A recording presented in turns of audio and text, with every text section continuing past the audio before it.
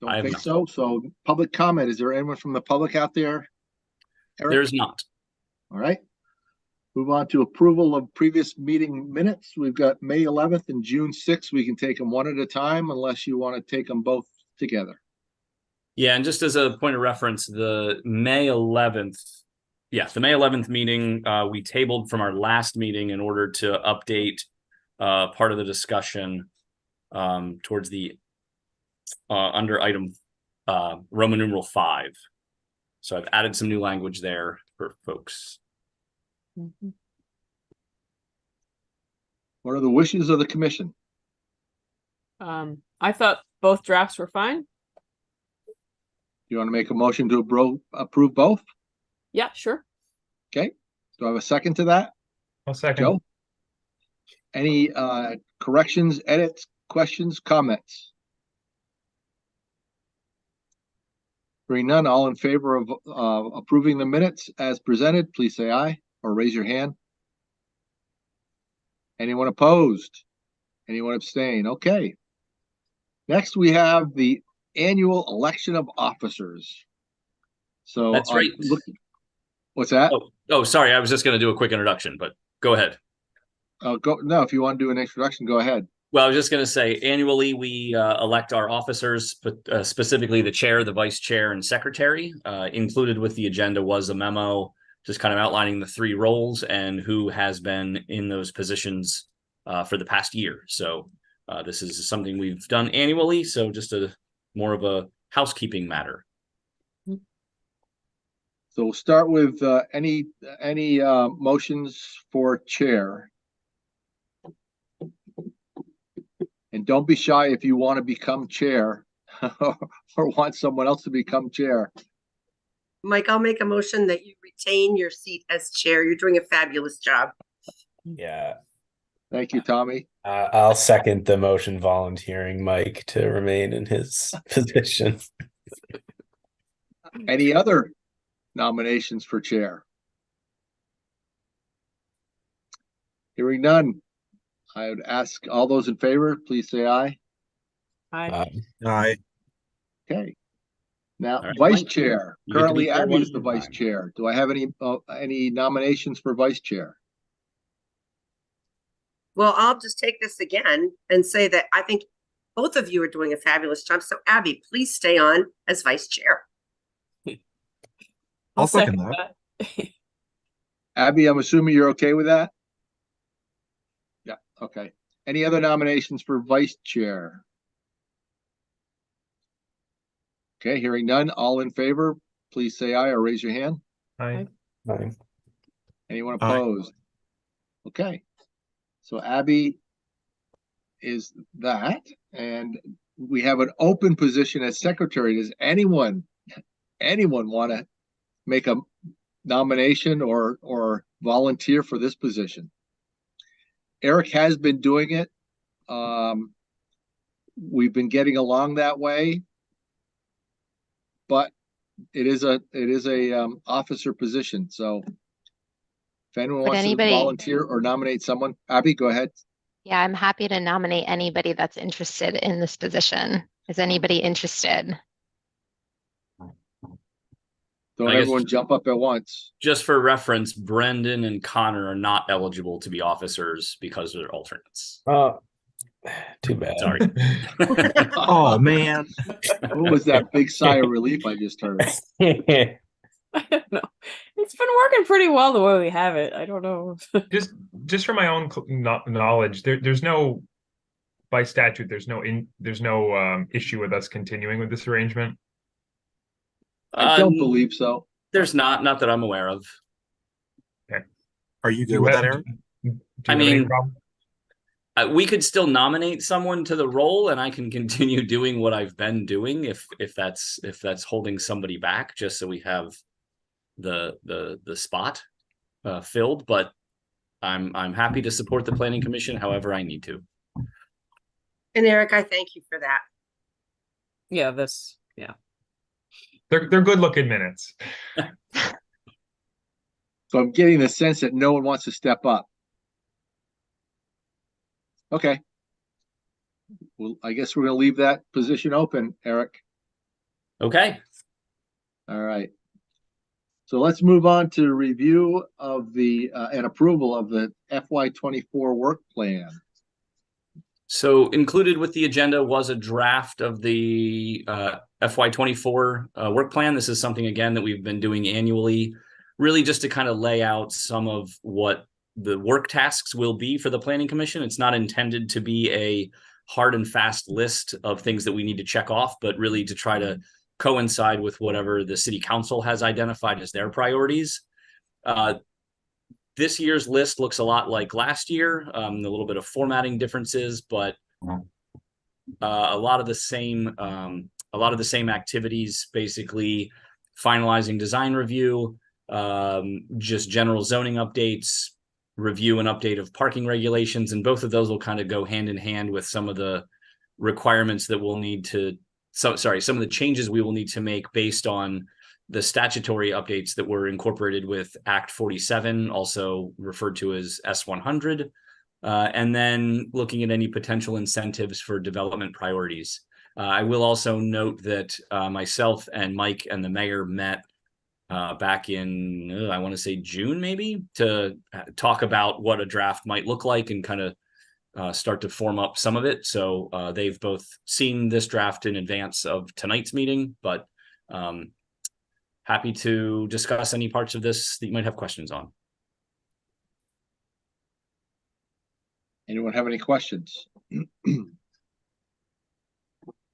I would also mention that they're not necessarily in a particular order. So item 1 is not the first item that we'll be working on. It just happens to be the item we're currently working on. So we may jump around in this and add things as council updates their priorities or other commissions' work feeds into our work to kind of formalize how that goes forward to council. So again, more just kind of a general guide for what types of things we'll be working on over the next year.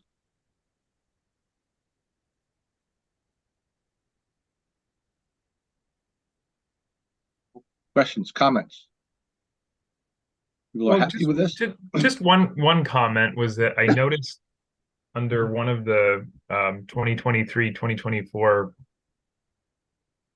work plan items was the coming up with a plan for the senior center and the future of that property. And I have to admit a bit of frustration with seeing that, because I feel like since probably about July of 2020, I brought this up under new business as far as something for council to consider. And now here we are in 2023 discussing it when I'm not really sure what this commission's role could be in that. Joe, we don't know yet. The sale hasn't completed. We don't know what the buyer's intentions are, even if that does go through. That's why it remains on the list, because there's so much is still up in the air. It's on there for kind of a placeholder. There might not be a role for this commission, but we wanted to call it out just in case there is. Fair enough. Thank you, Mayor Lott. Brendan, I saw your hand up. Did you have a question as well, or was that inadvertent? It was inadvertent. Got it.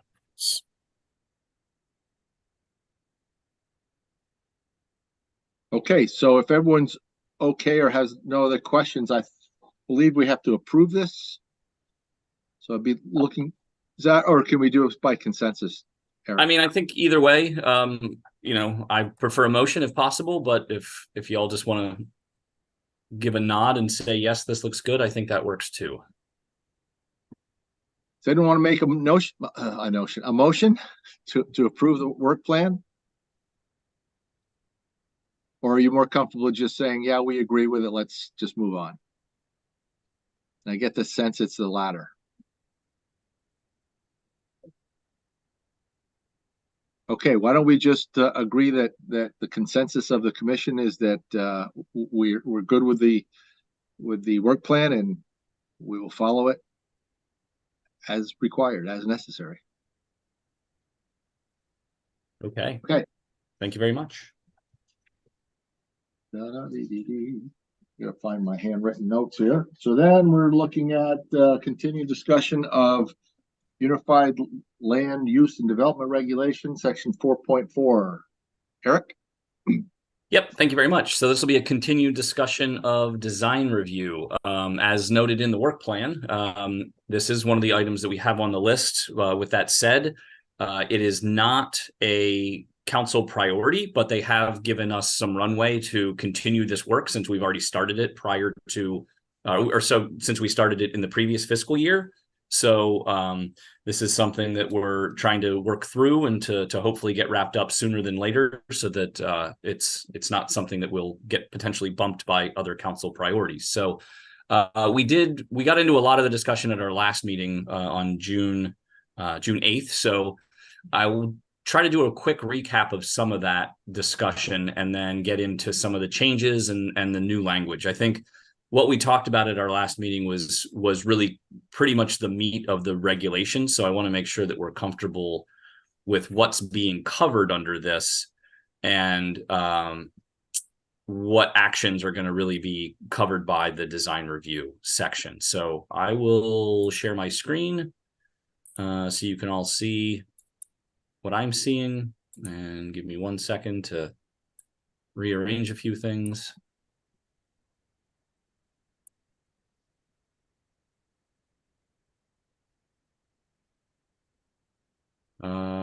Okay.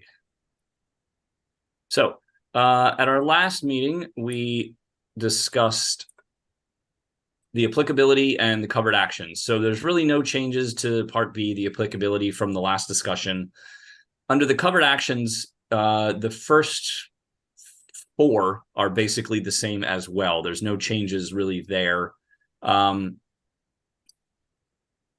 sorry, 1, 2, and 3, and parts A and B of 4 haven't really changed. At our last meeting, we did talk about exterior materials and had I think some pretty good discussion about that, and how changes to the exterior materials may not necessarily need to go through some level of design review. I think, Joe, you made the point of the fact that, you know, you can change the exterior materials, but then you can always change them back potentially. So what I'm proposing here is that we would strike exterior materials, which is why it's showing up in both red and strikeout. And then items 5 and 6, I did edit fairly heavily from our last meeting based on those discussions.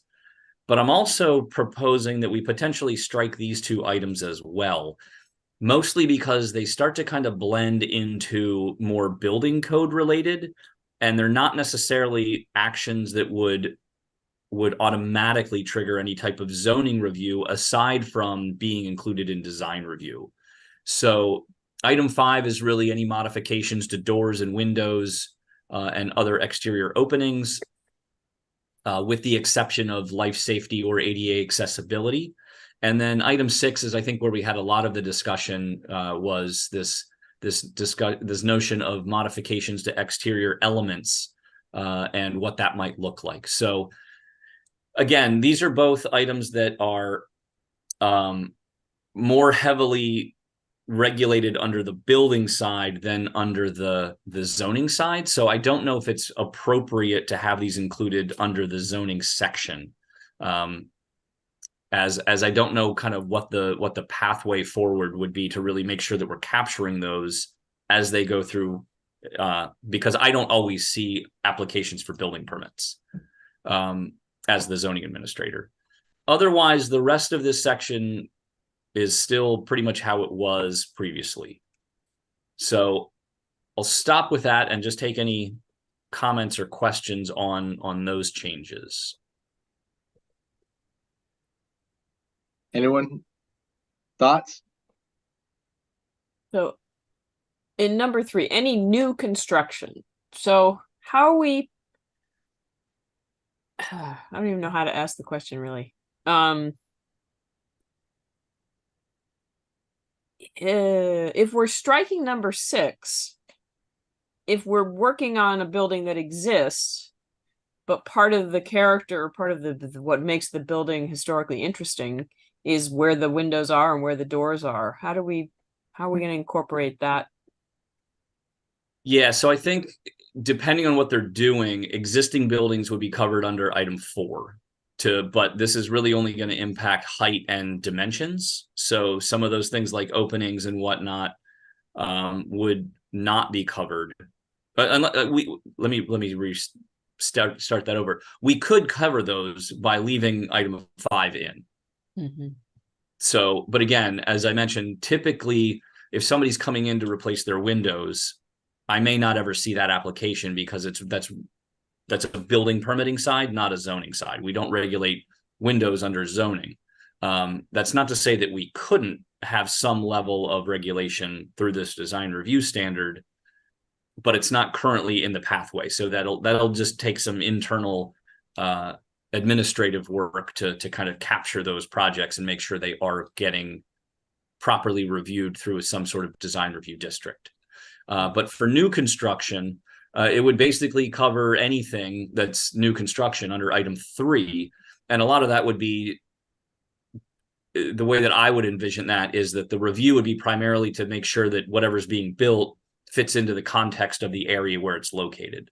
So if there were to be a completely vacant lot, for example, on Mansion Street, the new construction that would be incorporated there would be reviewed against the existing structures as far as kind of the rhythm of the building, the facade style, the roof line, things of that nature, to make sure that new construction is going to fit in with what's existing. Eric, I think that without either 5 or 6, we're really not doing anything for existing structures that we're concerned about. There's nothing in there that would tell me that I couldn't do something major to, I don't know, let's just use the stone house because we've been using that. Yep. So I think that something needs to be there or it's lost its meaning to me. Yeah, and you're absolutely right, Tommy. I think that is one of the challenges with striking both 5 and 6. Now, for an existing building, if they were going to, for example, alter the height or some of the exterior dimensions, say, for example, adding on new square footage, that would get captured through this design review. But if they were to look at changing, for example, the exterior materials or replacing the windows in the exact same opening, that would not necessarily get captured with the design review, as is proposed with what you're looking at on the screen. Picking up on Tommy's comment, I kind of have the same thing that we don't necessarily want to nitpick, but for windows, for example, if they replace what is really a historic feature of the building and double the size of it, so they take that away, I would think that we want to have something in there, but, and I don't know where we say it, but if you're replacing a window, it doesn't have to be specifically the materials that were used, but it should mimic what was there. Or be in keeping with. Yeah.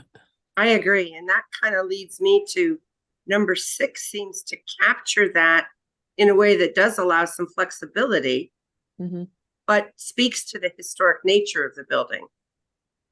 Yeah, I would agree with that too. Yeah, and it's again, to be clear, I'm not opposed to keeping 5 and 6 in. I'm just suggesting that because those are more related to building code items, they're not necessarily, it'll take some additional work for us to capture those through a zoning standard. I think 6 in some ways to me is more important than 5, but I agree. Yeah. And I would raise a bit of concern with on number 3, which Sarah was discussing earlier, the 50 feet caveat. I don't know why, if you have a deep lawn, that exempts you from going through this review. Yeah, so I think that was really, I added that more as a clarification for what was previously there, where it just said a new structure, or sorry, any construction of a structure subject to view from a public street. I was trying to put some parameter on what that view could be. Okay. So that's why I added the 50 foot. And mostly part of that comes from, in our form-based code, there's a standard that says clearly, it's a definition of clearly visible from the street space that is defined as any element that's within 40 feet of the street space is considered to be clearly visible. And so we have standards that do not apply if they're further than 40 feet from the street space. So that was kind of the reasoning behind why I chose why I added that additional language, more just to specify what that distance from the public street was, but happy to consider other options.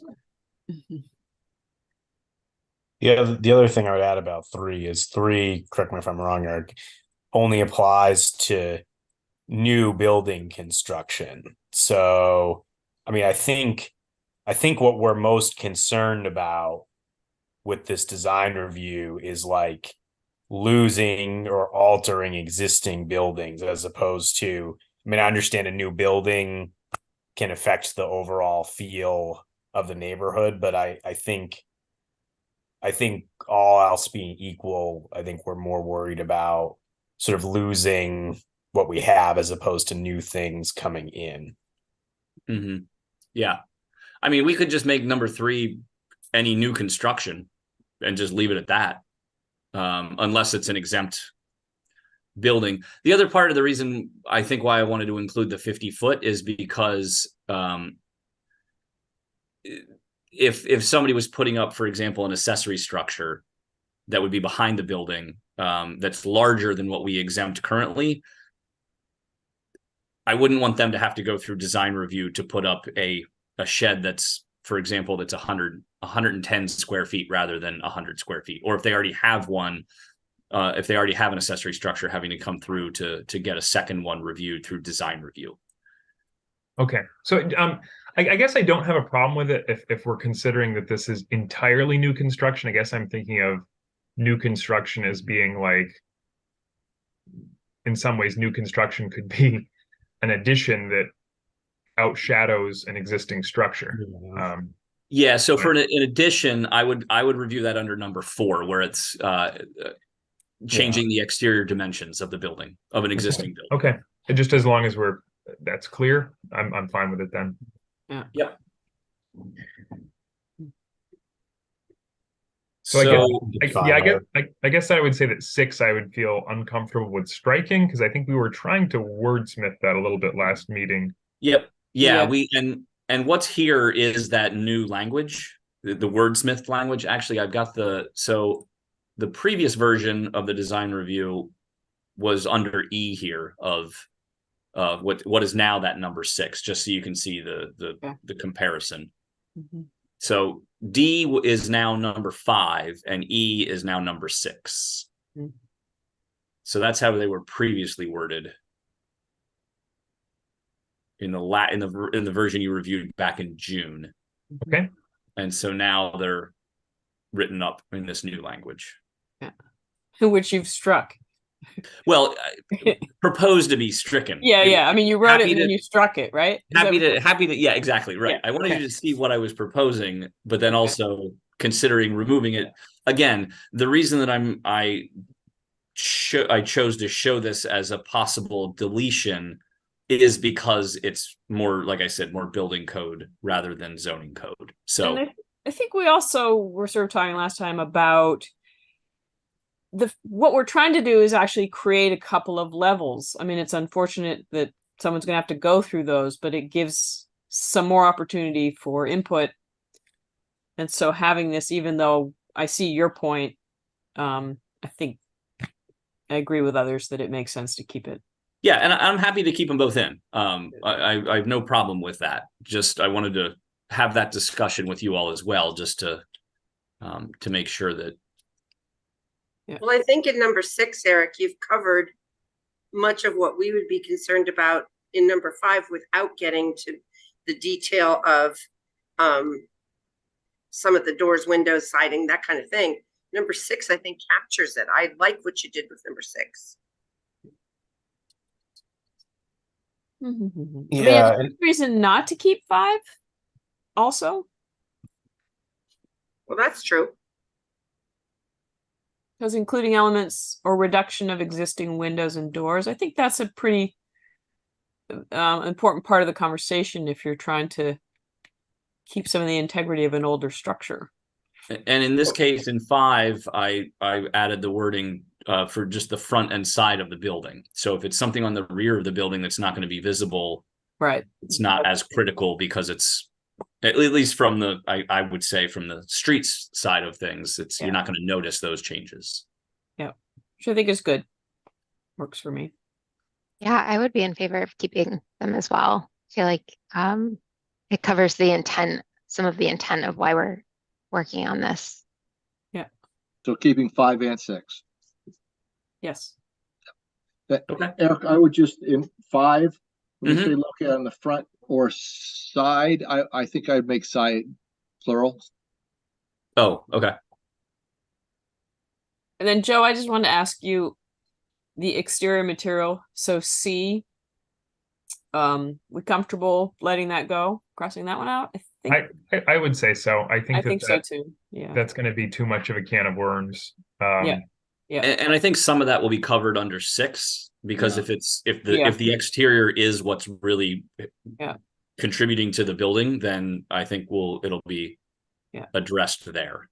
Yeah. Right. And ideally, I think we're trying to write these too so that we can work with property owners to, Yeah. have some Agreed. of that. That would be the objective. That's the objective. Right. Whether that works or not, I don't know. Right.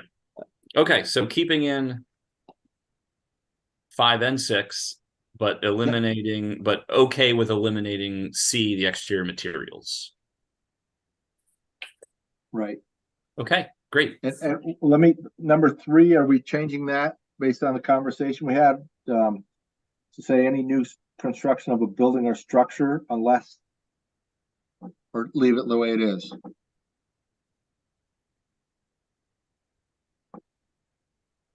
I mean, go ahead, Brendan.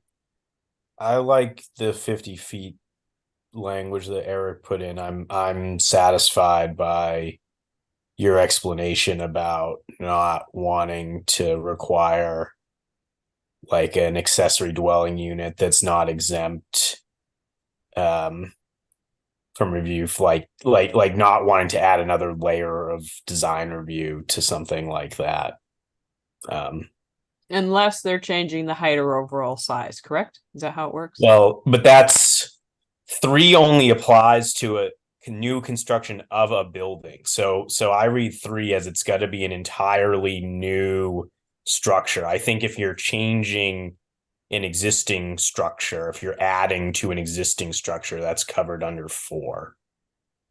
That's how I intended it to be. Yes. That 3 would be for something that's brand new. You've got a vacant lot and you're starting over. I could also add in under number 3 that any new construction of I think we either define it as a principal or a primary. I forget which one it is, but I could add that wording in as well so that it's distinguishes the primary structure versus an accessory structure. Yeah. That sounds reasonable, Eric. I think that makes sense. And then we could eliminate the need for the 50 feet because it would be the primary structure regardless of where it is on the lot. Right. Yeah. Christine, I see your hand up. Yeah, sorry, I'm eating my dinner again, but I got a little confused during this discussion. Am I following this correctly that in the district, building a brand new building has to go through this design review process? Is that what this is saying? That's what number 3 is saying, yes. Can I ask what the purposes of that is if we're focused on historic preservation? So the intent there would be so that the new construction would have some relationship to the location where it's being built. So if it is in an area that has, for example, a large number of historic buildings or potentially historic buildings, that the new construction would have some relationship to those existing buildings as far as things like the roof line, the overall height, the general character of the building itself.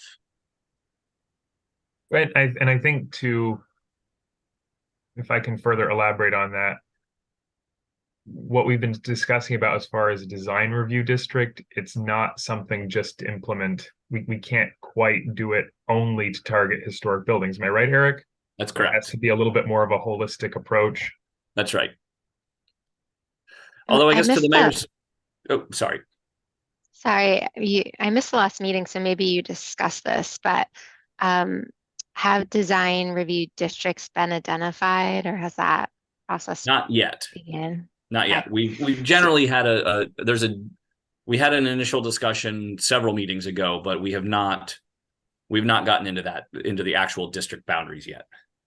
So at this point, it could be like a couple small sections or one big section. We're not confined around that. Okay. Yep, that's right. That's right.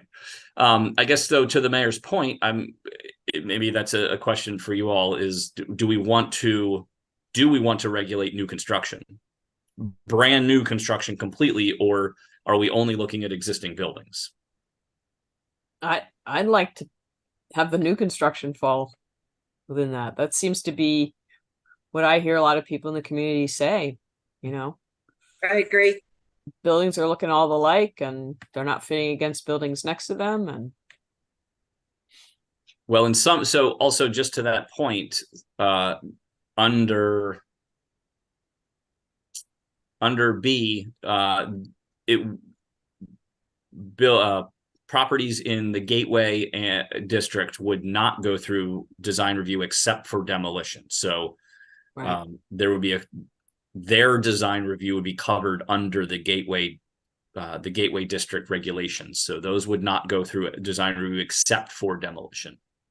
Mm-hmm. Eric, but why is that? Because there's already design review standards included with the Gateway district, as far as the type of materials that need to be used for windows and doors and the type of materials for siding. There's a certain percentage of primary materials and secondary materials that need to be used. There's also specific standards on the amount of fenestration that a building can have, or the building has to have within certain parameters. So there's already some pretty stringent design review standards for the Gateway. So this would fall outside of those districts. Just to interject to them, my understanding is that Winooski is fairly unique in that to have form-based code implemented, but not with design review paired with it. Well, I'm not sure if I can. I don't know. I think all the form-based codes that I'm familiar with all have some slight nuance of difference in how they're implemented, but they generally have their own component of design review because it's based on the form of the building itself and less about the use. So the form is really what is regulated in this, which is basically how ours is regulated as well, that we have specific requirements on story height, on overall building height, on exterior materials, et cetera, et cetera. I think though that one of the things picking up on that, and also what I think Sarah commented on, people talking about, unfortunately in the Gateway districts, we're seeing boxes go up. So even though there are design criteria, is it doing what we want it to do? Well, I think that would be a separate discussion for what we can do with the Gateway regulations, rather than trying to capture that here with the design review, because then that basically undermines a large component of the Gateway district, making it more of an administrative process. So if we add in design review for anything in the Gateway, then it basically kind of makes that a more cumbersome process than it was ever intended to be. And I see the mayor has her hand up. Yeah, I was just gonna, along those lines, that is, correct me if I'm wrong, Eric, but that is a role that this body could play, is to just adjust the standards within the form-based code regulation without adding a new design overlay. Yeah.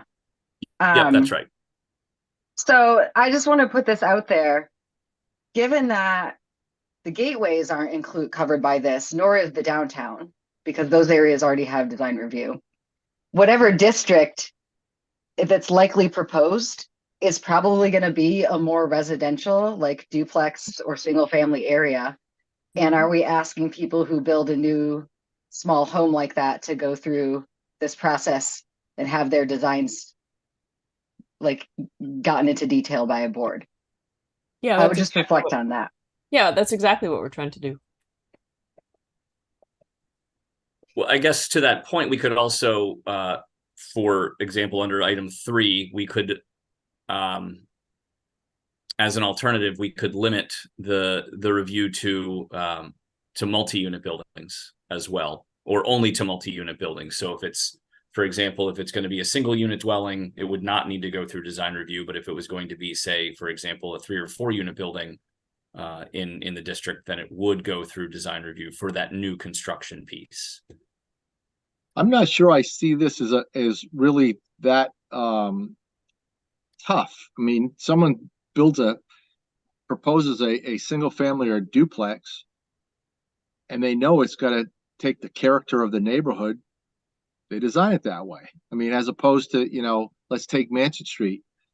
Someone proposes to put a duplex up on an empty lot on Mansion Street and puts a box up with all modern materials. Doesn't necessarily fit in, but I and single family homes typically are going to be similar to what's there. They're going to be, single story or raised ranches or colonials or whatever. As long as they design it so it has some relationship to the neighborhood, I don't see that as a big problem for the builder. Maybe I'm wrong. I don't know. It does reveal, again, kind of like what I would consider to be the limitations of what's being proposed here, is that when Britta was talking with us about her survey work of her survey work of the historic properties in the city covered the gateways. And we're talking about doing something to protect historic properties, and this does nothing in the gateways. So what are we doing? Yeah. And that is where the highest concentration of the city's most important structures are.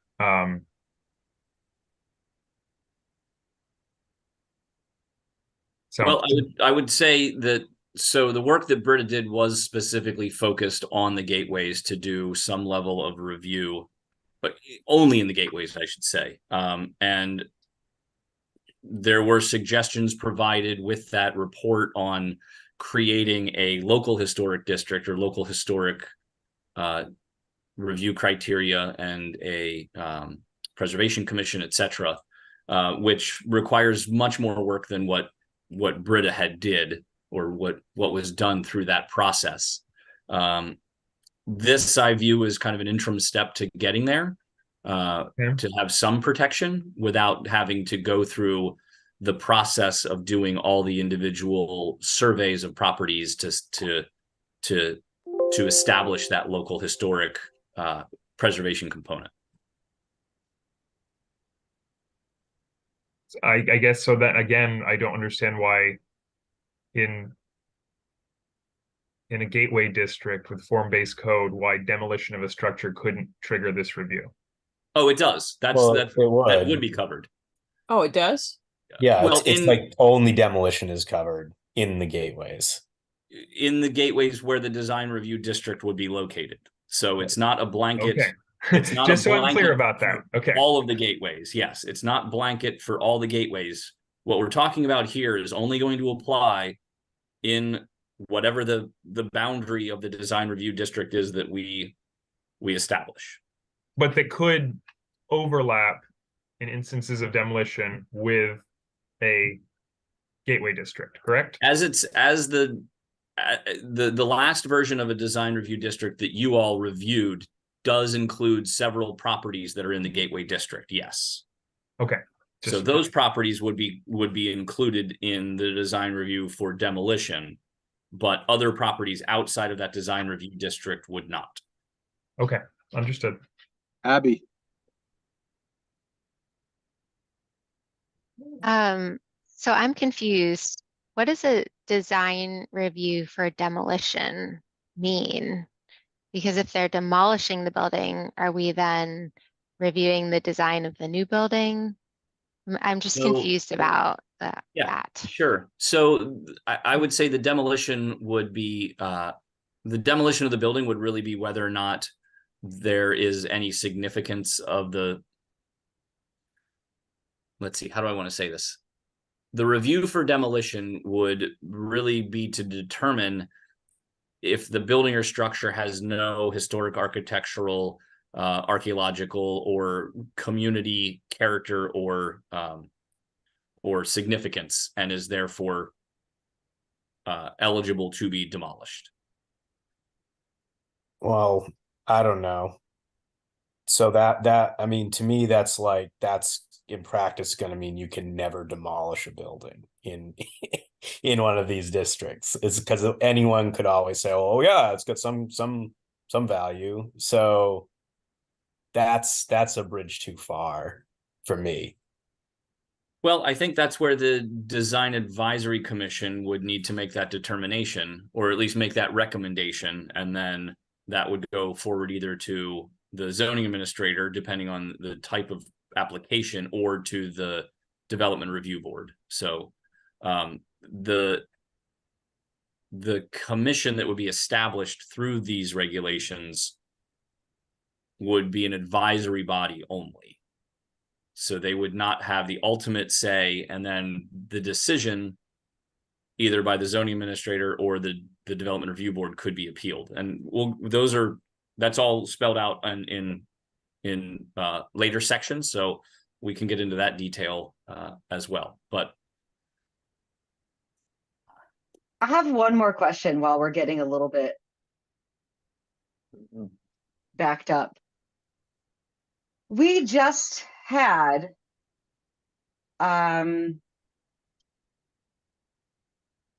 with St. Stephen's, right? So we've been concerned because we can't rely on the state historic listing to protect buildings. But essentially that is what just happened with St. Stephen's. Can we not create our own local registry and have language in our regulations that points to that and says like these specific local register buildings go through review or can't be demolished to be more targeted? Yes, we can. That's a good question. I think the challenge is, in order to do that, we need to have inventories and surveys of all of those buildings to document their historic value or cultural value or architectural value, in order to include those in some sort of local historic register. And I think ultimately that is the goal, is to get there. But in order to do that, there's a lot of additional work and resources that are needed to conduct those reviews and those surveys. So that's not what Britta put together for us. It is not. No, what she put together was kind of the framework of what that might look like. She did some initial evaluation from the exterior, just to look at the street view of the buildings, but did not do a formal detailed survey of the interior of all of those buildings as well. She did not do that. Okay, thank you. And Eric, you might not be able to comment on this. I understand that you approved the St. Stephen's demolition, and then the development review board sort of reversed that decision. And I assume I guess what I'm wondering is if you can opine on whether you actually think that there was like whether the fact that the building was on the historic sort of register, if that was actually a sound basis for the decision, right? Like, is there really sort of legal protection based on that or not? And maybe you can't say. Well, I can. So from the standpoint of our regulations, as they're currently written, it says that any building that's listed in the state register needs to basically have approval from the state before a permit for demolition can be issued.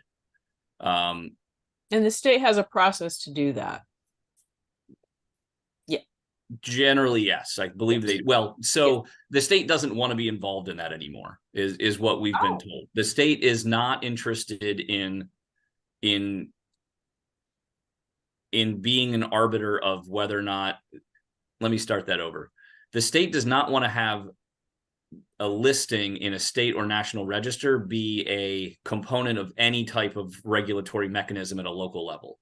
They want local regulations to dictate how all of that will play out. One of the concerns being that if we're relying on state listings to protect historic resources, the property owners will look to have those buildings delisted so that they can then be outside of that scope. So we've heard from the state on multiple occasions that the existing language in our regulations on design review that speak to getting state approval, they want that out.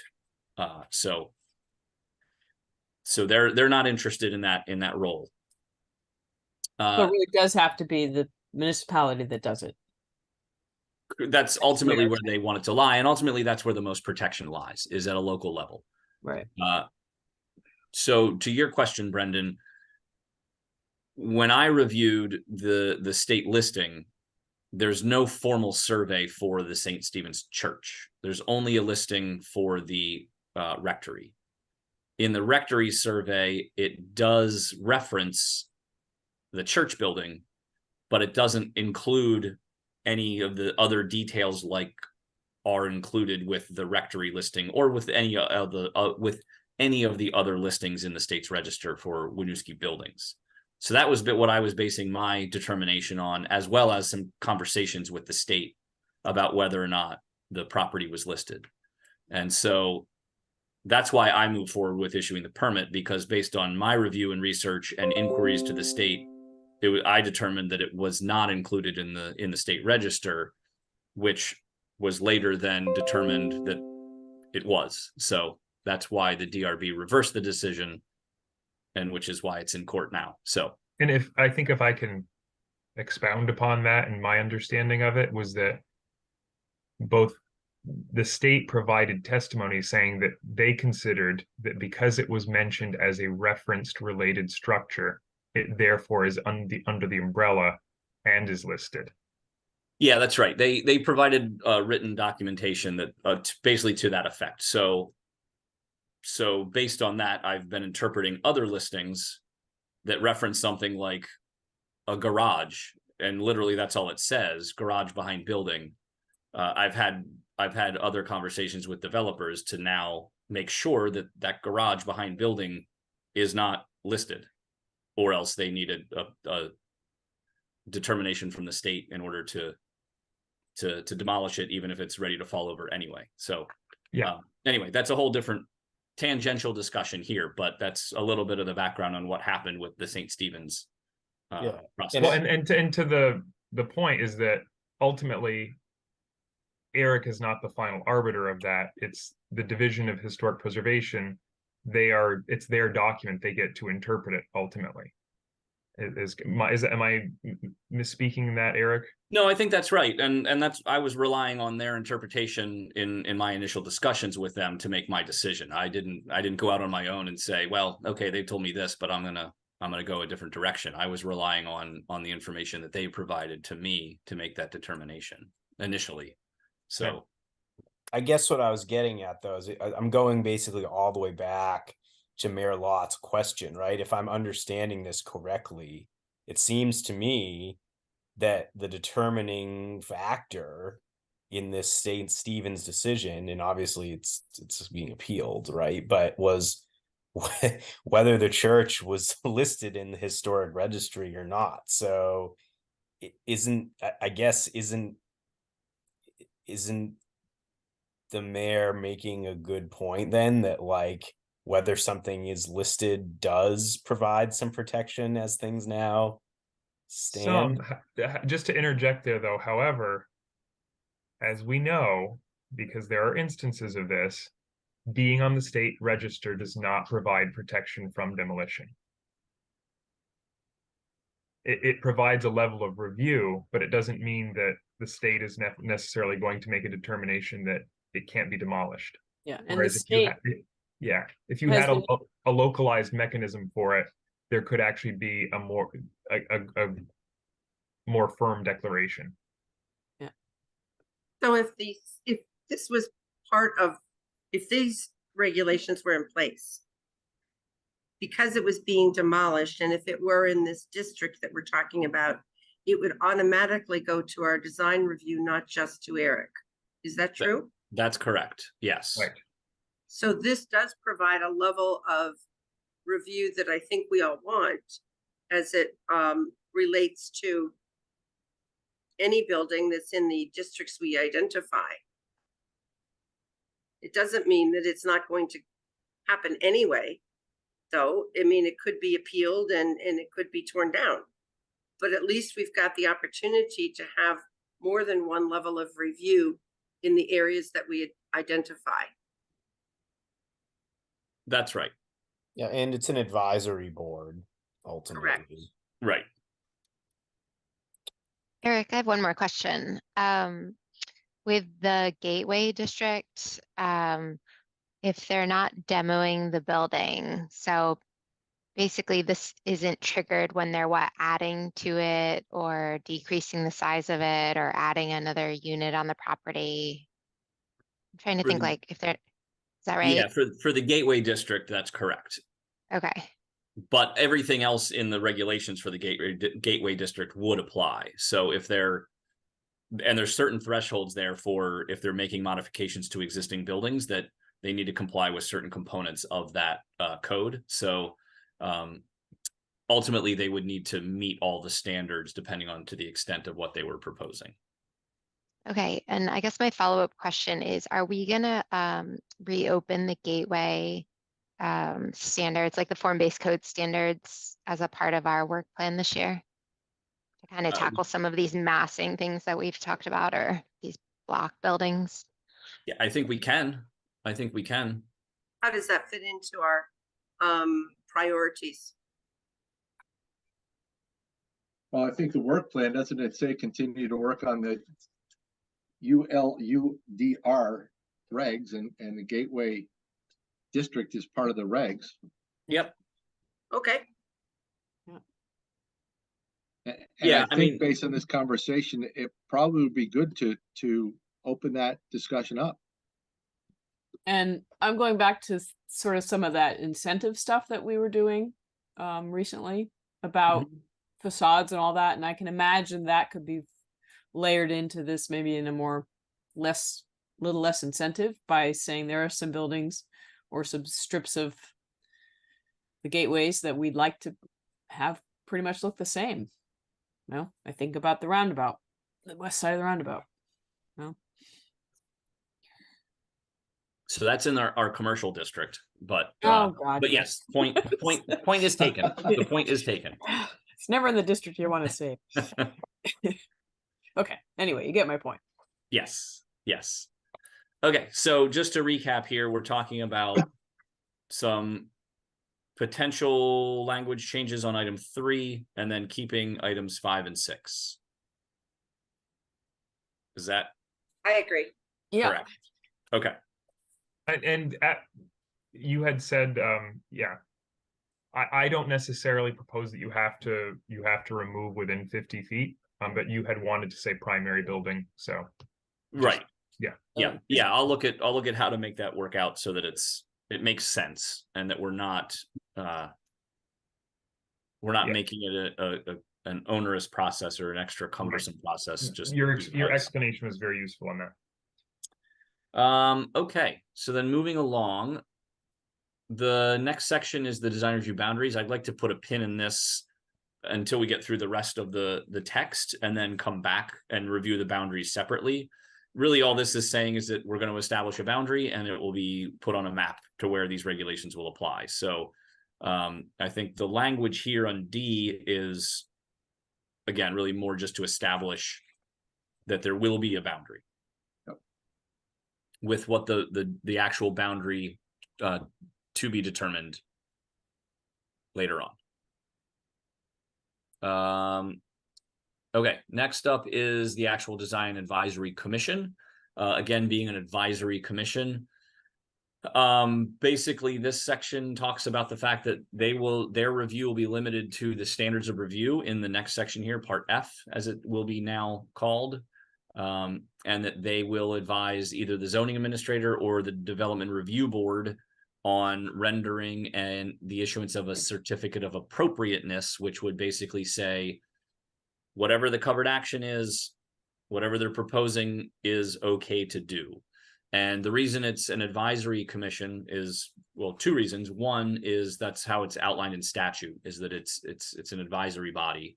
The other part is that it, as an advisory body, that maintains the current process for appeals. So for administrative permits, something that's administratively approvable, the design advisory commission would advise the zoning administrator with rights to appeal to the development review board, as with other zoning, with other administrative permits. For conditional use and other specific site plan related items that go to the development review board, the design advisory commission would be advising the development review board, again, with rights of appeal to the environmental court as it's set up now. So that's why it's an advisory body, again, because statute it's laid out as an advisory commission in statute, and that maintains that kind of appeal process as it's currently established. Can I ask one? Sure. I wanted to ask this earlier, just trying to find the moment to wonder about this. So is it possible to add review to design advisory commission? So it would be design review advisory commission? Because I noticed we're all using design review. It seems just, I don't know. I'm finding design advisory commission hard when the thing is about the review. Yeah, I think that's fine. So you're going to change the acronym from DAC to DRAC? Yes, to Dracula. We sure are. Yeah, I don't see any problem with that. Great, thank you. I also have a question. Oh, sorry, Tommy. Go ahead. I just need to interrupt that I need to leave early, so I'll be stepping out in a few minutes. Okay. Okay. Thank you. Thanks, Tommy. Go ahead, Abby. So functionally, if it's just an advisory commission and it's just providing recommendation to the DRB and the ZA, what functionally has changed? Because my understanding of the DRB and the ZA is that they have to look at a specific standard and then reference whether it meets or does not meet a specific standard, statute, or regulation. So I'm confused if it's just advisory, how that changes the process or the protection of these buildings. Sure. So the design review advisory commission would have a standard of review as well, which is outlined under item F here. So they would make findings based on these various components for whatever the covered action is and how they apply. So if somebody's looking to demolish a building, these obviously wouldn't apply, but they would look at things like the existing architectural, cultural, or historic features of that building, and other resources that they have available, such as the historic register, any local documentation to say, yes, this meets, or no, it doesn't. In the example of an addition to a building, they would review these various items to say that, yes, the height seems appropriate to the adjacent buildings, the setbacks are correct, the rhythm is consistent, things of that nature. So they would have a standard of review that they're comparing against when they're looking at the actual project and what's being proposed. And when they bring this review to you to make a decision, how are you then able to take that information and say, yes, we should preserve it, or no, we don't need to? Sure. Yeah. So that would come from, it would be based on the standard of review. The way that I'm envisioning this is the design review advisory commission would make a recommendation on whether or not to issue that certificate of appropriateness based on certain factors. So they would say, everything seems consistent with what we're proposing, so we recommend that what is proposed is consistent and therefore it's appropriate and can move forward. or it's not consistent for these reasons, and we would recommend that these items change. Therefore, we're not recommending that it be issued the certificate of appropriateness until that happens. And then that's what would go forward as the recommendation, either to the zoning administrator or the DRB for their ultimately for their decision. But it also includes then this extra layer to say, okay, well, I was given a recommendation to do one thing and I chose to do the opposite. Then there needs to be some level of justification, which could then be appealed going forward. Okay, I think I follow. Yeah. Good question, though. Yeah. So any comments under item E as far as kind of the specifics of what's happening with the Design and Review Advisory Commission?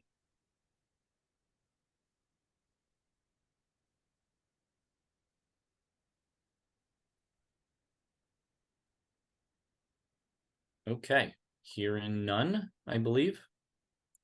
Then the next section is item F. So I originally was thinking about, so I'm just adding some additional language here for clarification. Items 1 through 4 are as they are currently in our regulations. I was originally thinking about striking item 5 just because of if we're removing the exterior materials piece under a covered action, but I'm leaning towards bringing this back in just because of the other items that we're keeping in items 5 and 6 under the covered actions. So I'm inclined to keep item 5 in this case. Yep, that makes sense. And then items 6, 7, and 8 are still the same as they were before, and proposing to delete items 9 and 10 related to open space and grading and planting. That seems to me like that's getting a little deep into subjectivity. I mean, I know a lot of these are subjective anyway, but those don't really seem like they fit in the context of the covered actions that are being identified. Really, setbacks are kind of, I feel like the setback requirements of a parcel are already kind of accommodating that. Right? Yeah, I think that's right. Mm-hmm. I think that's right. And I believe all these are I think these are outlined in statute, which is why they're written kind of the way they are. So they're fairly straightforward, I think. I agree with putting 5 back in, because I was going to comment, if you took it out, that 6 should reference neighborhood somehow. Yeah, so I would leave 5 in. And again, like I said, I was proposing to eliminate that with the elimination of the other items under covered actions, but I think if we're keeping those, it makes sense to keep this one as well. Yeah. Mm-hmm. Okay. Sarah, do you have something to say? Nope. Okay. All right. So then the next section is the procedural part and kind of how this works through the process, which we've talked a little bit about already. And this will relate to the 2 flowcharts that I included with my email to you all with the agenda items. The flowcharts are really more just to kind of show a visual of what this would look like. So basically an application would come in. If it does meet the standards for design review, if it's in the district, and 2, if they're proposing a covered action, then within 30 days, it would be forwarded on to the Design Review Advisory Commission for their next available meeting, similar to what we do now with our Development Review Board. There's a time frame placed on when this would go forward. They would review this, basically, again, more kind of administrative. They'll have their schedule published. It'll be a public meeting like any other, like this is a public meeting. It wouldn't be a public hearing, for clarification. It wouldn't be a public hearing, which is what the Development Review Board does. They do public hearings. It would just be a public meeting. So it'd be warned with the notifications like we do with other public meetings, but we wouldn't send out notifications to adjacent properties like we do with public hearings. So just to make that point clear, it would be a public meeting, not a public hearing. Then within 30 days after their meeting, the decision would be the recommendation would be issued on the certificate of appropriateness. So to kind of lay out that schedule of how time is being built in. And just for reference, I can show you the flow chart, again, what that would look like. Not very different from what we do now, just builds in basically the potential for an additional up to 30 days of time for covered projects. So if it's in the district, yes, covered, yes, goes forward this way. If it's not in the district, it goes straight to the administrative or conditional side. And then that's where it gets back into what we do now. So really just the first the first two decision points really are what would be different than our current process.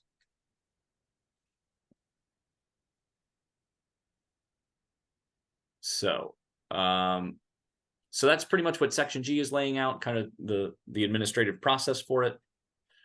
Item H is just related to the certificate of appropriateness itself,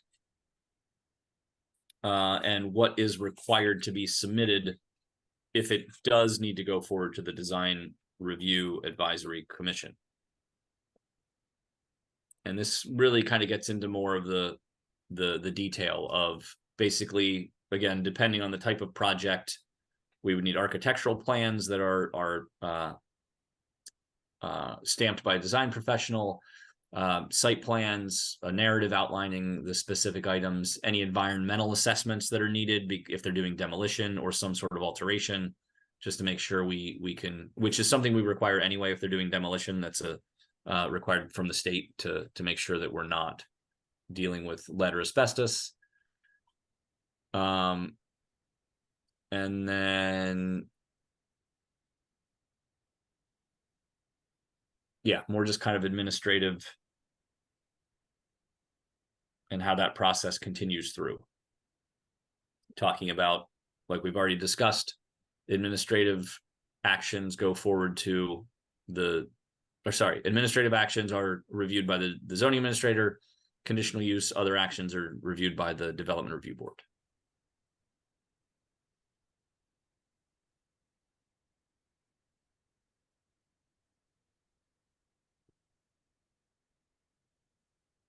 And I assume you've taken this language as sort of a standard language from. Yeah, for the most part, it's either items that we've included in other sections of our regulations for consistency, or statutory components, or just other general administrative components. Yep. And then finally, striking these last two sections, again, kind of going back to the discussion on what the state is wanting us to do.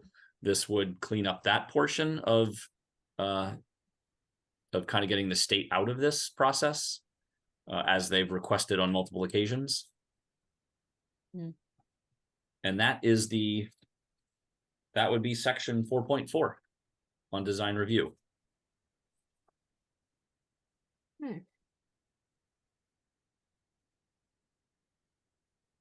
Any questions about any of that? I know we went through that last section fairly quick, but I think it's, again, the covered actions is really, I think, where the meat of these new regulations are coming into play. So that, I think, is going to be the more critical piece, that and the actual boundary itself. So Eric, quick like technical question on 8. The decision of the zoning administrator or DRB to issue a certificate of appropriateness may be appealed. Am I missing something? Isn't it the design review commission that issues that certificate? So they make a recommendation on whether or not it to be issued. So technically they're not the issuing entity, but they're making the recommendation on whether or not to issue. Okay. And then zoning or DRB issues the certificate, and then it can be appealed through sort of the normal. Right. That way. The reasoning for that is, in order to maintain that appeal process, the commission is only going to make a recommendation to either the ZA or the DRB on whether or not to issue. And then the decision to issue is either the ZAs or the DRBs. And then that's how the appeal process works, which is how statute is laid out now. So yeah, so it basically just maintains that existing appeal process.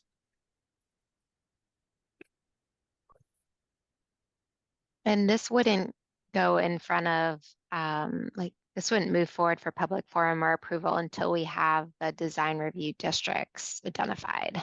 That's correct. Yep.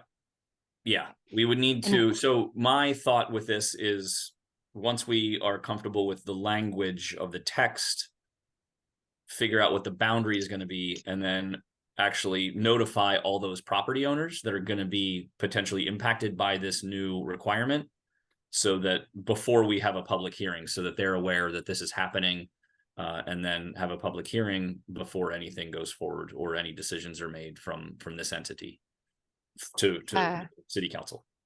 So who identifies? Are we bringing in any like, I know we have some experts on the commission, but are we bringing in any external experts to identify like where the districts should be located? I mean, I think we could. We haven't gotten to that point yet. So I mean, I don't think there's nothing that says we can't. I think the big piece of it though is to make sure that we have a district that's not so large that it's going to bring everything in, but yet not so small that it's going to be so limited. I don't know specifically, but I believe it has to be a continuous boundary as well. I don't know that we can have little pockets, but that is something I do want to check on, so that we could potentially have multiple design review districts that are that we can keep some properties out if we know that there's just nothing about them that's significant or of any type of community interest. So that is something that I do intend to check on as far as how we can draw a boundary. Yeah, hopefully it's not contiguous, because I think it would then envelope structures that are probably not necessary to be in there. But I just imagine we're going to get pushback from the property owners that end up in this district. So it'd be good to have some sort of consultant or, external resource vetting the locations. Yep, I think that's a good idea. And I think that's something that we can look at a boundary first and kind of figure out where we want it to go, or boundaries if we're able to do that, and then talk with other folks to see if it makes sense what we're proposing as well. So, and I think some of that will be informed by whether or not we can do more than one more than one boundary. Mm-hmm. It is kind of interesting. I was asking somebody who works in the field recently about, as I've said kind of ad nauseum here, the state historic site survey that a lot of this is based off from, that's from 1979, is a 44-year-old document at least now. And it's fairly old and antiquated. However, nobody knows that, like, when they adopted that and all those buildings were kind of batch uploaded on the state register, property owners weren't actually, I don't think, were ever asked about that. But yet subsequent listings, it requires consent of the property owner. So it's kind of a weird way that functions. Don't know. Yep. No, that's a good point. So there is another section that will need to be updated for design review. So unless there's any other questions on this, I want to jump to that quick. Eric, I want to make sure under covered actions. Yep. I know we might say what the intent of this district of this section is, but I want to make sure, or as best we can, that the covered actions won't be interpreted to exclude the intent, which is for historic, architectural, etc. So I'm wondering if an intro to the covered action, something to the effect of, in support of the intent of this section, the following, just so that it's clear what we're trying to do, and that hopefully it will eliminate someone interpreting any of these actions as saying, well, it doesn't say for historic or architectural or whatever. You know what I mean? Yeah. A tie back into the master plan where it like Yeah. does that make sense? Yeah. Yeah, but under section C, just to make sure that it's clear that these actions are covered to I'm using the word support the intent of this section. Yeah, I don't think that does any harm to just kind of reiterate that point. Okay. All right, so moving over to the administration section. This is Article 8, and this you should also have copies of this with the agenda. Really what this section does is outline kind of general administrative stuff, zoning officer, development review board, planning commission, kind of what their role is, how they're made up, et cetera, et cetera. So this is really just an addition of a design review advisory commission. Eric, I'm impressed you keep remembering to stick that review word in there. Well, I want to. It works better. I mean, we might just Yeah. end up saying design review, and that'll be fine, right?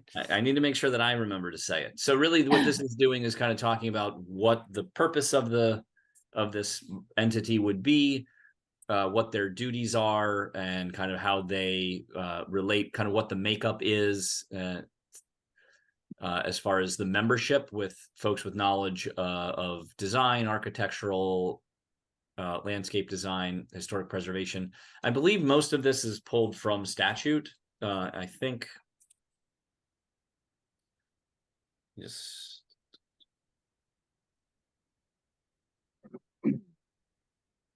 Or a lot of this is either pulled from statute or from other language that we already have as far as the makeup of the various entities. So that's what the purpose of this is, just to kind of formalize the establishment of the commission and what their role is. And the statutory sections that are listed in item B are included with that handout that I've given you multiple times on the various statutory allowances. So any questions about anything here?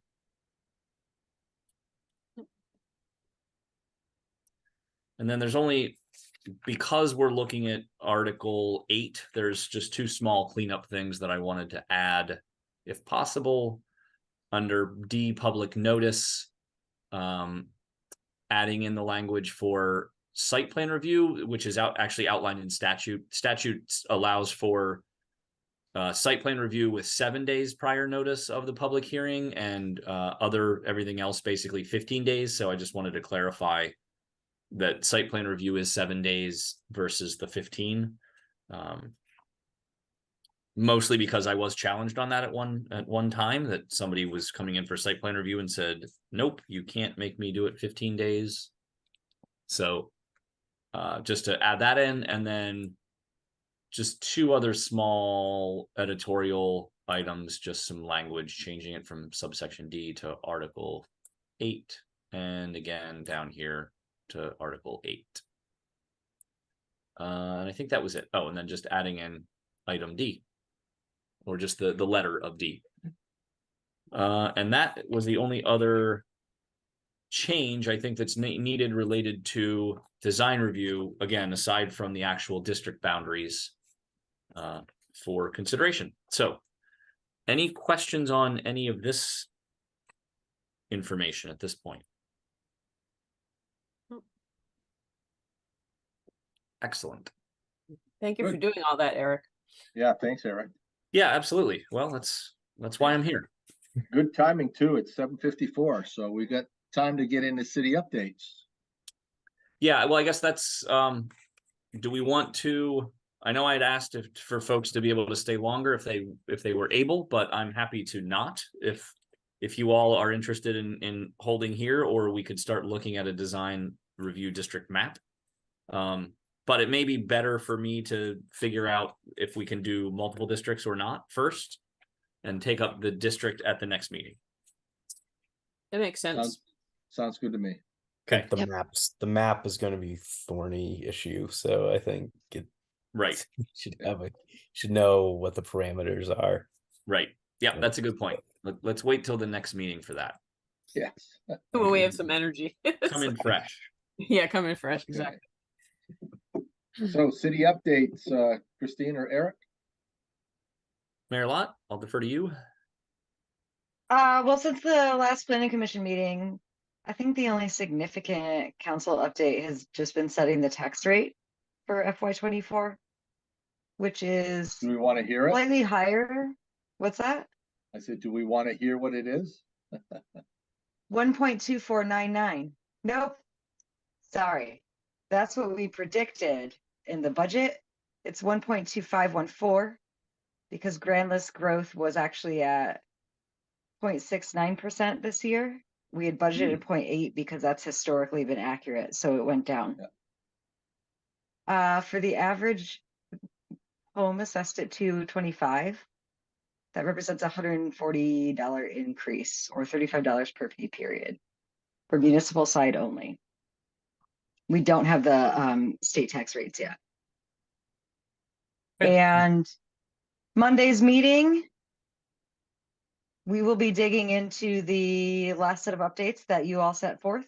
We got an introduction from Eric at a previous meeting, but we're actually spending a bunch of time with it on Monday, and also seeing the housing code enforcement updates that our fire chief and housing commission have been working on.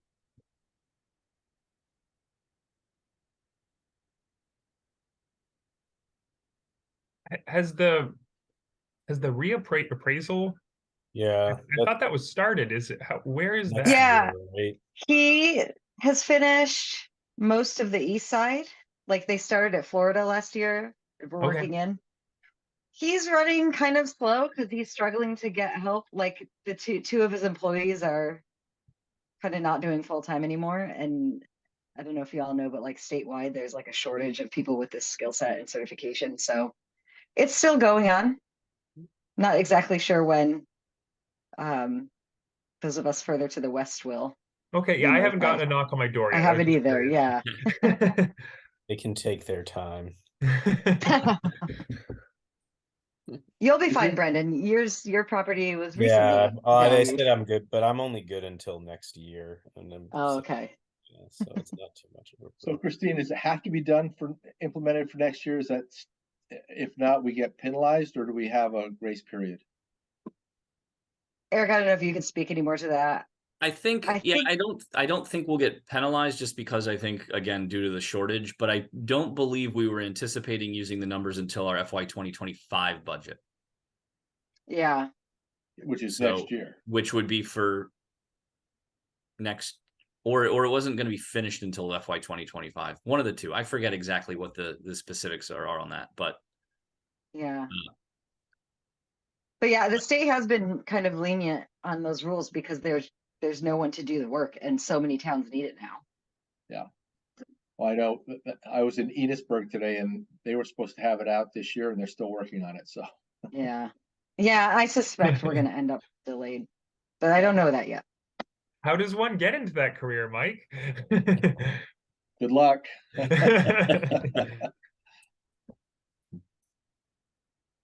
All right, that's it for me.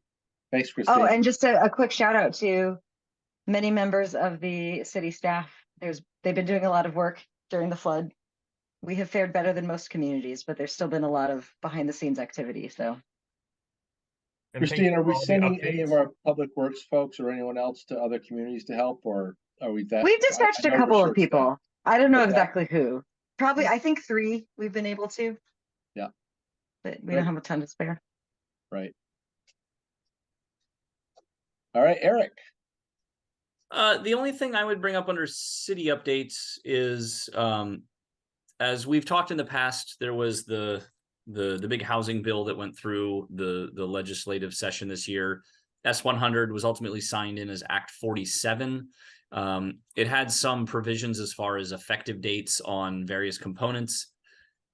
There was a subsequent bill in the veto session, H171 or something like that. I don't remember the number, but the long and short of it is that subsequent bill basically changed all the effective dates to July 1 for the Act 47. So most everything that was included in Act 47, with the exception of the parking updates, the statutory requirements on what municipalities can require for parking, are basically all effective now. So while our regulations have not been updated, if somebody came in with a proposal that was consistent with that language, it would need to be reviewed under the new statutory language. We still have some protections in place to limit what the impacts might be, as we've talked in the past. For example, our dimensional standards, with our setbacks, with our maximum lot coverages, with the current parking standards that we have in place. So that is one of the, I've been working on what changes we are going to need to make based on Act 47 and what that's going to look like. I think we may look at some fairly big changes, but not necessarily big impacts, if that makes sense. So for example, one of the things I'm doing an analysis on right now is whether or not we need to have 3 residential zoning districts. It's possible we could actually end up with just one, because of the duplicative nature of what's going to be required in all of those districts. It may make more sense that we only have one residential district at the end of it all. So more to come on that. But just to give you guys a heads up that there will be some changes that we will need to make changes based on what's happening with Act 47. One of the things that I'm going to recommend to council is that, since we've just done a lot of work on the parking standards, that we continue forward with those amendments as they're proposed, so that we have a chance to come back and review what the changes to Act 47 are actually going to look like. In particular, one of the components is the transportation demand management strategies. We may want to look at making that not necessarily, not necessarily an incentive to reduce parking, but we may want to look at making some of those requirements instead of an incentive. So again, more analysis to come, but I think my preference would be to have council adopt what we've sent to them, and then come back and revisit what that language looks like, so we can figure out exactly what we want to continue on as incentive, or what we might want to change as far as make it a requirement. So yeah, Abby. Thanks for that update, Eric. I hadn't heard about Act 47 and was digging into S100,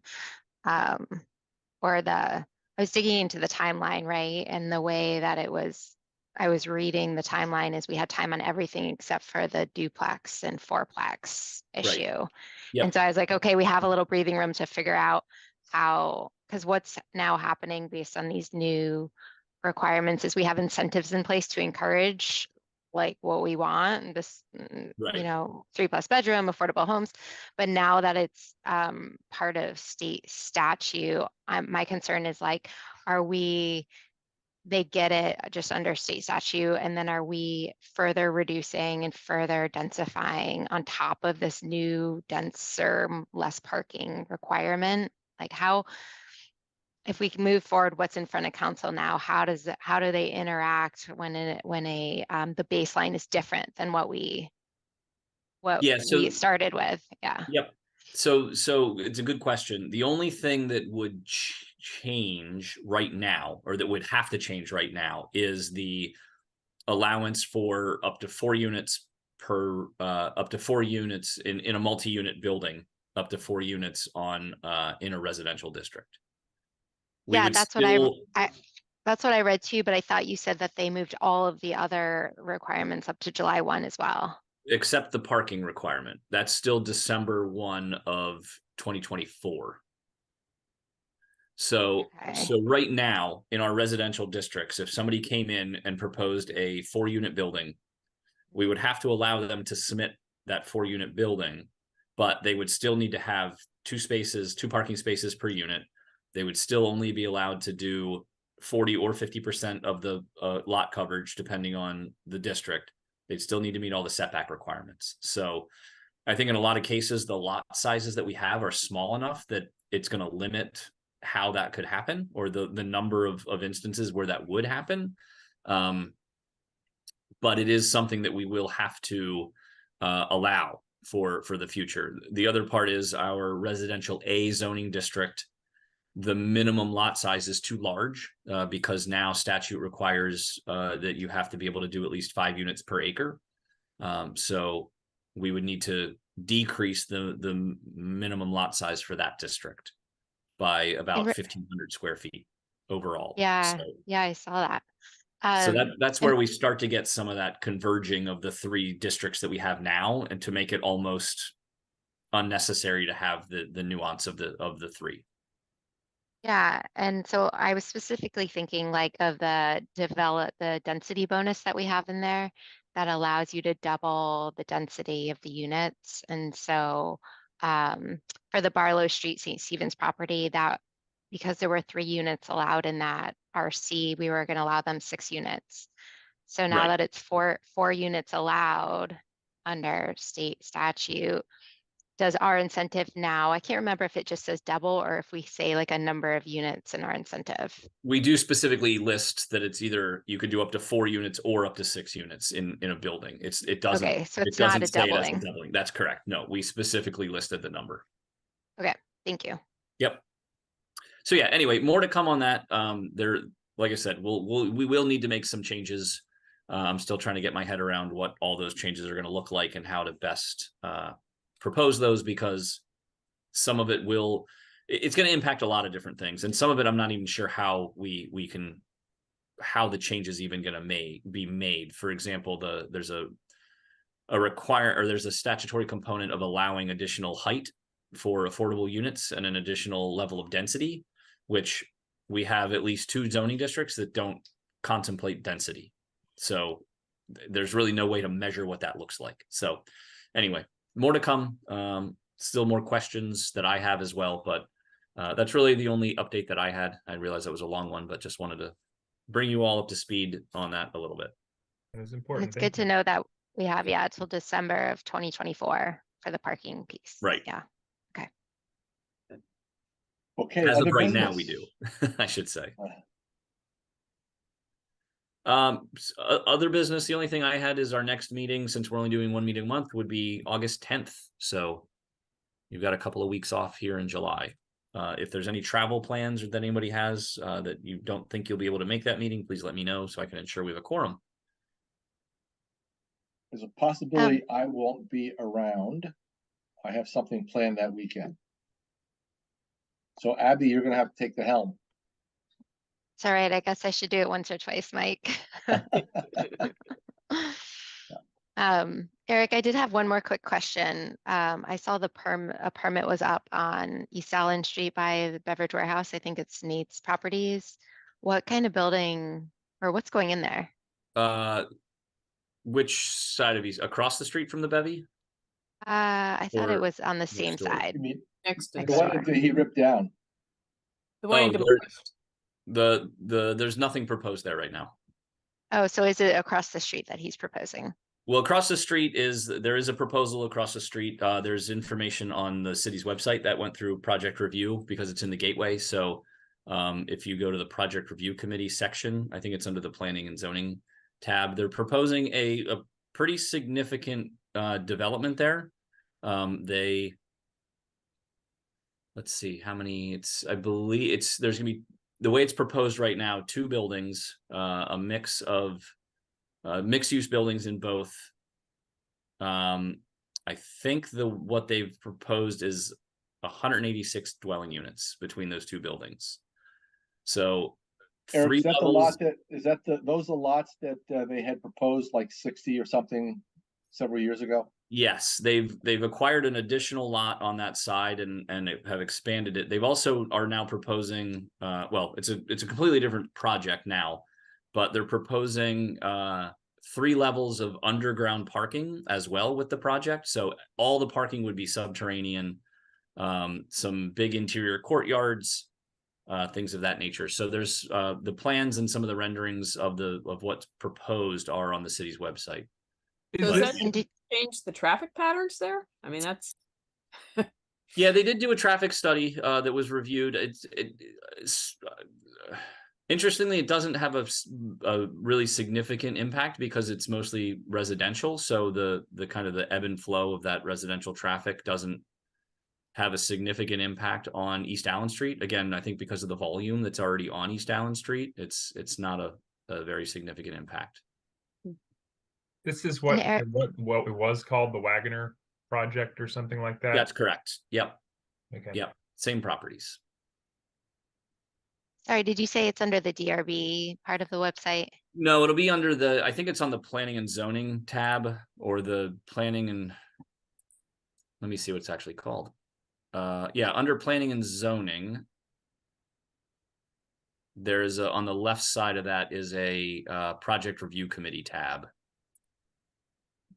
I think Christine, was that a reference to what we need to look up? Yeah, that's the website page. Oh yeah, I see. Yeah. Mayor just dropped it in the chat. So it's Awesome. it's an interesting project because the back, and this is something we may want to look at with the form-based code, because this was never contemplated before. At the street level, it'll be five and a half stories, which is what the code allows, with 2 buildings. On the back side, they actually are proposing to put units below grade because the way the slope is. So it drops down much deeper on the back half of the building. I think there's, well, yeah, they go 3 levels down on the back to coincide with the parking levels that are there as well. So it's, when you look at the one rendering, it looks really kind of awkward, but when you look at the street views, they look, I would say, much different. So, but it's, yeah, there should be all the information about that project should be on the city's website there. So is it kind of Thank you. terraced, or is it just like a sheer? It's a little bit of both, I'd say. They kind of, it's not fully terraced, it is more sheer, but there are some kind of jogs in and out of it on the back. And it only, I think only the one building has the extra units on it.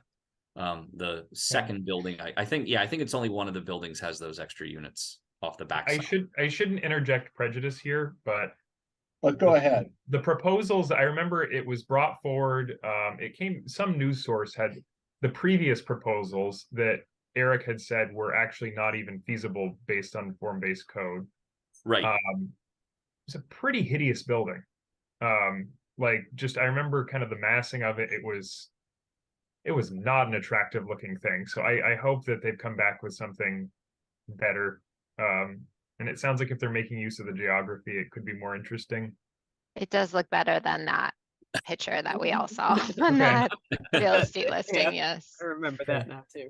So Um, I will say with this building, and so there is the incentive for the bonus story that's in order to do the additional height, which this they have proposed to take advantage of.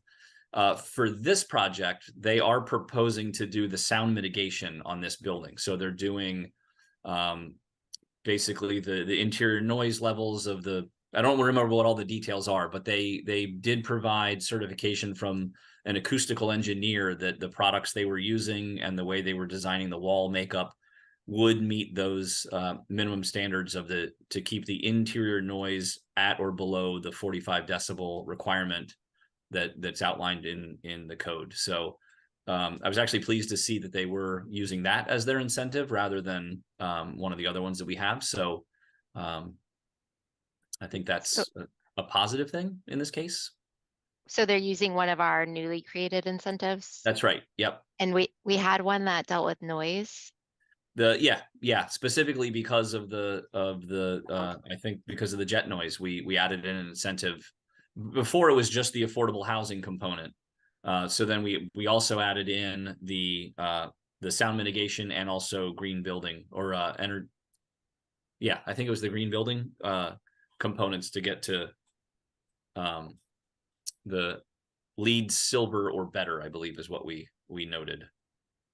And are these apartments or condos? They will be, I think, I guess it depends on, they will not, as far as I know, they will not be for sale units. Okay. They will all be owned, but some of them, I think the first level off the street, they are 2-story units with like a mezzanine kind of loft space. And I think the upper units are also that way too. So they're doing, I think, a pretty good mix of 2s and of adding in a pretty good mix of 2 units in with it. This will have to go through Act 250 as well, just so you all are aware of that. So the process is still ongoing. Or will still be ongoing. Why is it triggered? Is it because of the developer or because of the size? The size, the number of units that they're proposing.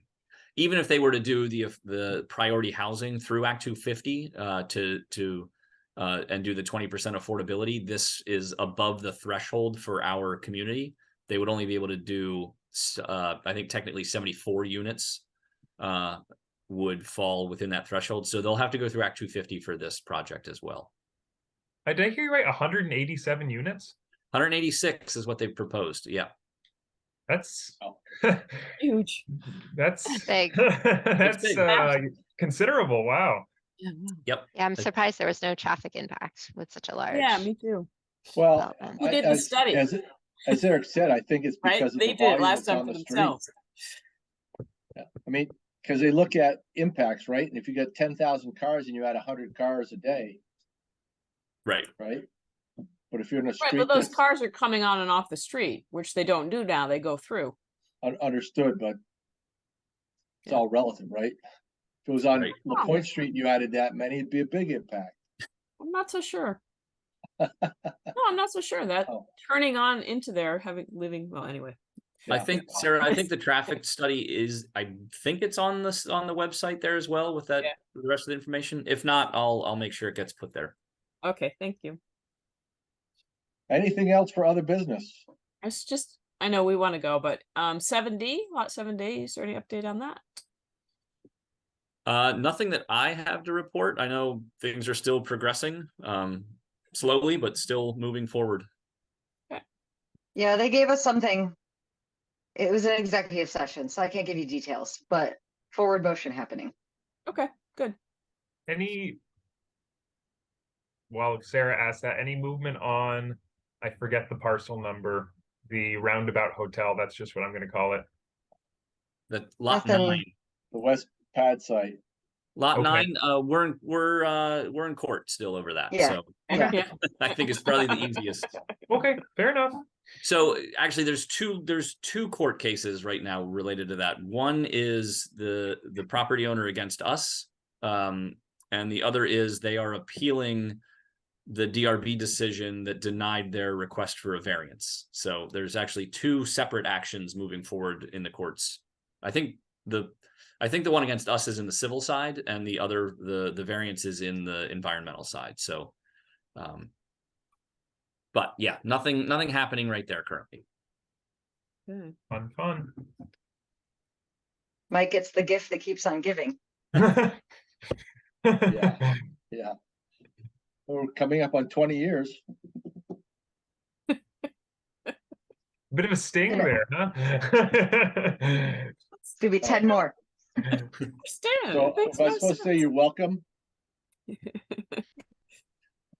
Okay, if there's no other business, I'm entertain a motion to adjourn.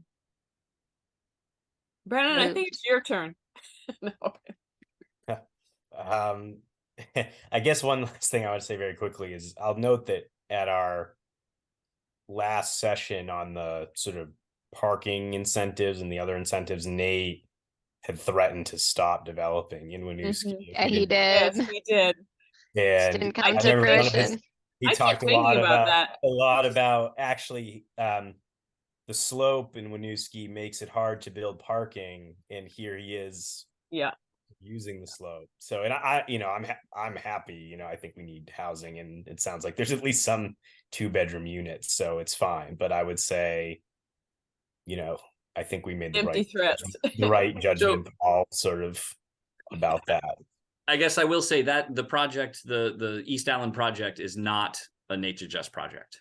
I was just gonna ask that, he's not involved with that. Oh, At least, Ah, All right. at least not at this stage. He's not involved. Okay. oh, okay. I was told he was. Somebody, if he pulled out, somebody else came in, so that's fine. Yeah. I don't know that he ever had any interest in that. Okay. Yeah, I don't think that he did. All right. Okay. His name was said earlier, so Yeah, I Yeah. thought so too, actually. I I was told he was, so that was my bad. I will move to adjourn with that. I'll second the You motion. second that? Joe? Yeah, sounds good. Okay, all in favor? Aye. Thanks, Aye. everyone. Thank Yeah, you. good night. Thanks. Thank you night. all. Have a good night.